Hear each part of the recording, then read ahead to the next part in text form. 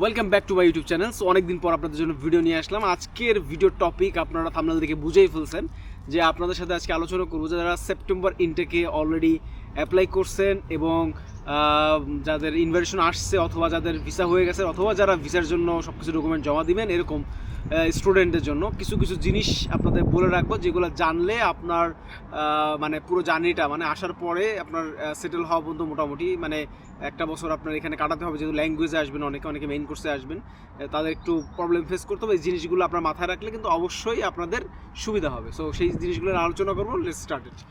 প্রথম যে জিনিসটা আপনাদের মাথায় রাখতে হবে সেটা হচ্ছে যে একটা মানে অন্য এনভায়রনমেন্টে আপনি আসতেছেন যেটা আপনারা কখনো বিলং করেন নাই। যারা বিদেশে পড়াশোনা করেননি অলরেডি একেবারে, তাদের জন্য এটা একদম নতুন এনভায়রনমেন্ট। তারা একটু মানে নিজেকে শক্ত করবেন, কারণ এখানে আসার পর আপনি কিন্তু পুরোপুরি একা হয়ে যাবেন। বাঙালিদের পাবেন অথবা না পাবেন সেটা আপনার উপরে, আপনার স্টেটের উপরে ডিপেন্ড করতেছে। যদি পান ভালো, বাট প্রথম অবস্থায় এসেই আপনাকে মানে একটা ধাক্কা খেতে হবে যে এখানে আপনি মোটামুটি একাই। সো এইটা বিষয়ে মাথায় রাখতে হবে। দ্বিতীয় জিনিসটা মাথায় রাখবেন সেটা হচ্ছে যে আপনি যদি এই খাবারের বিষয়টা খুব কনসার্ন থাকেন, তো সেক্ষেত্রে এখানে খাবার কিন্তু ঝাল টাল এগুলো খায় না, আর মিষ্টি বেশি খায়। সো সেক্ষেত্রে আপনার ঝাল টাল জাতীয় যে জিনিস মশলাগুলো এগুলো আপনি আসার সময় ব্যাক করে নিয়ে আসবেন, মানে প্যাকেটে করে নিয়ে আসবেন লাগেজের মধ্যে। তারপরে হচ্ছে আরও কিছু জিনিস, যেমন হচ্ছে আপনার সকল ডকুমেন্ট, যেমন আপনার এই যাবৎকালে আপনি যে ডকুমেন্টগুলো পাইছেন এবং সামনে যেগুলো জমা দিচ্ছেন, মানে কপি ফটোকপি ভার্সিটি যেগুলো জমা দিচ্ছেন বা এসে জমা দিচ্ছেন, এগুলো সব কিন্তু আপনি অরিজিনাল কপি এবং আপনার সব ডকুমেন্ট সাথে নিয়ে আসবেন। ঠিক আছে, সবথেকে ভালো হয় আপনার যদি প্রিভিয়াস কোনো পাসপোর্টগুলো থাকে পাসপোর্টগুলোও আপনি নিয়ে আসবেন। এরপরে আরও একটা জিনিস আপনাদের রাখতে হবে সেটা হচ্ছে যে আপনারা যে মানে জামা কাপড়, মানে যেটা সেটা অনেকে জিজ্ঞেস করেন যে ভাই আমি কি মানে শীতের ঠান্ডার সময় প্রচুর জামা কাপড় নিয়ে আসবো, ঠান্ডার জামা কাপড় নিয়ে আসবো কিনা।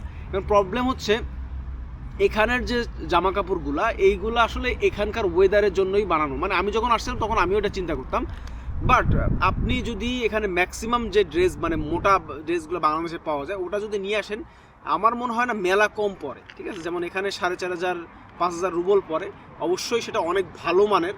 আর যেটা বাংলাদেশ থেকে আপনি নিয়ে আসবেন সেটা কিন্তু অত ভালো মানের হয় না, ও জাস্ট খালি এরকম। আপনি তো আর মানে অরিজিনাল ব্র্যান্ড কিনতে পারতেছেন না, যেটা ব্র্যান্ড পাবেন সেগুলো কপিই পাবেন।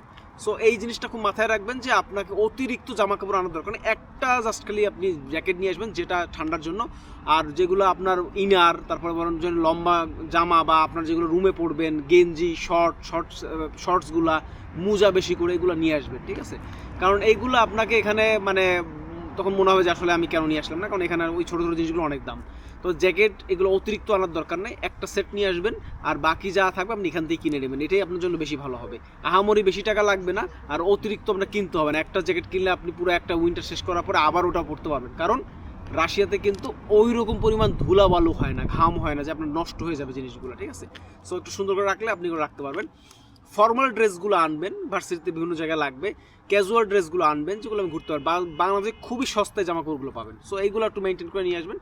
আর একটা জিনিস হচ্ছে সেটা হচ্ছে যে আপনার এখানে আসার পরে কিছু জিনিস আপনার খুব ঝামেলার মধ্যে পড়তে হতে পারে, যেমন টাকা পয়সা এইগুলো নিয়ে।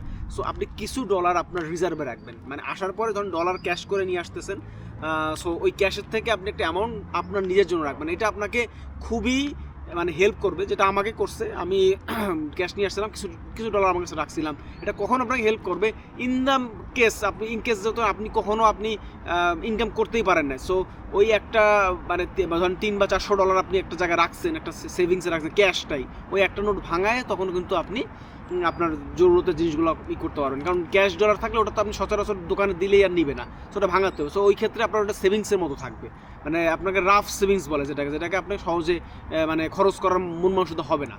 সো এটা একটা প্ল্যান থাকতে পারে। তারপর হচ্ছে আরও কিছু জিনিস খেয়াল রাখবেন, সেটা হচ্ছে যে ইমিগ্রেশনে যখন আপনি পৌঁছাবেন তার ওখানে কিন্তু আপনার ড্রেস আপগুলো খুব সুন্দর হতে হবে, মার্জিত। আপনি ফর্মালে আসা সবথেকে বেশি ভালো হয়, কারণ তাতে একটা মানে ইউনিভার্সিটির একটা ভাইব আসে।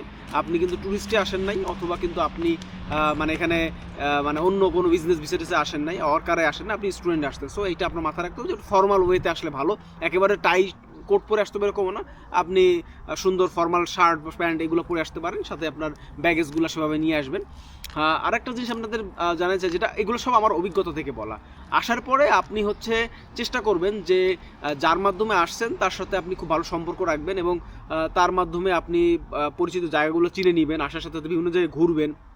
যেহেতু রাশিয়াতে বাসের সিস্টেম হচ্ছে একটা ভাড়া দিয়ে আপনি পুরো একটা ঘুরতে পারেন, কিছু কিছু বাস আছে যেগুলো ঘুরতে থাকে সিটের মধ্যে, ওইগুলোর উঠবেন, ঘুরবেন, ঘোরার পরে আপনার জায়গাগুলো চিনে নেবেন আস্তে আস্তে। তারপর হচ্ছে আপনি সবথেকে ভালো হচ্ছে আপনার ডিপার্টমেন্ট বা আপনার যে পড়াশোনার যে যারা হেড, এখানে যারা অফিসিয়াল সেগমেন্টে যারা আছে তাদের সাথে সম্পর্ক ভালো রাখা, তারা আপনাকে পরবর্তীতে অনেক হেল্প করবে। আর বাঙালিদের সাথে আপনি মিশবেন আপনার কোয়ালিটি অনুযায়ী, আপনার মেশার ব্যাপারটা হিসাব করে, সবার সাথে মিশতে যাবেন না। এক্ষেত্রে হবে কি আপনার ভাইবের সাথে তার ভাইব না মিলতে পারে, কিছু সমস্যা হতে পারে, আবার কিছু সমস্যা নাও হতে পারে, বাট আপনি আপনার মতো করে এগুলো হ্যান্ডেল করে নেবেন। আরেকটা জিনিস হচ্ছে আসার পরে সবথেকে মানে বড় ব্যাপারটা যেটা, সেটা হচ্ছে আসার পরে আপনাকে এখানে একটা জিনিস মাথায় রাখতে হবে যে এটা আপনি এখানে এরকম না যে আজকে আসছেন কালকেই সেটেল হয়ে যাবে, হতাশ হওয়া যাবে না। যদি আপনি হতাশ হয়ে যান মানে সামহাও, তাহলে কিন্তু আপনার কিন্তু এখানে আপনি টিকতে পারবেন না। সেটা রাশিয়া না, সে যে কোনো দেশ হতে পারে আপনার জন্য। আপনি যদি হতাশায় ভোগেন যে একটা মাস আসলাম, জব পাচ্ছি না, আমি বাড়িতে কীভাবে টাকা দেবো, নিজে কীভাবে চলবো, সামনে টিউশনটি কীভাবে দেবো, আসার সাথে সেগুলো করা যাবে না। আপনার এখানে একটা জায়গায় আসলে সেখানে সেটেল হতে মিনিমাম 1 বছর লাগে, সব কিছু বুঝতে। ভাষা তো তারপর ডিফারেন্ট, ভাষার ক্ষেত্রে খুবই মানে কনসার্ন থাকবেন। আমি যেরকম একটা করছি, আমার ভাষা অত ভালো না, রাশিয়ান ল্যাঙ্গুয়েজ অত ভালো বুঝি না বা পারি না, সো যতটুকু পারি কাজ চলে যাচ্ছে। বাট আপনার ভালো করে শিখলে আপনাদের অপরচুনিটি আরও বেশি হবে। সো সর্বোপরি আপনাদের ক্ষেত্রে এই জিনিসগুলো, কারণ সামনে ইনটেক যেহেতু, ভাবলাম যে আপনাদের জন্য একটা ভিডিও বানাই যেটা আপনাদের অনেক ভালো উপকার আসবে। এই পর্যন্ত ছিল আজকের ভিডিও। ভালো থাকবেন, সুস্থ থাকবেন, আর সবাই আমার জন্য দোয়া করবেন, আর লাইক কমেন্ট সাবস্ক্রাইব করতে ভুলবেন না। আল্লাহ হাফেজ।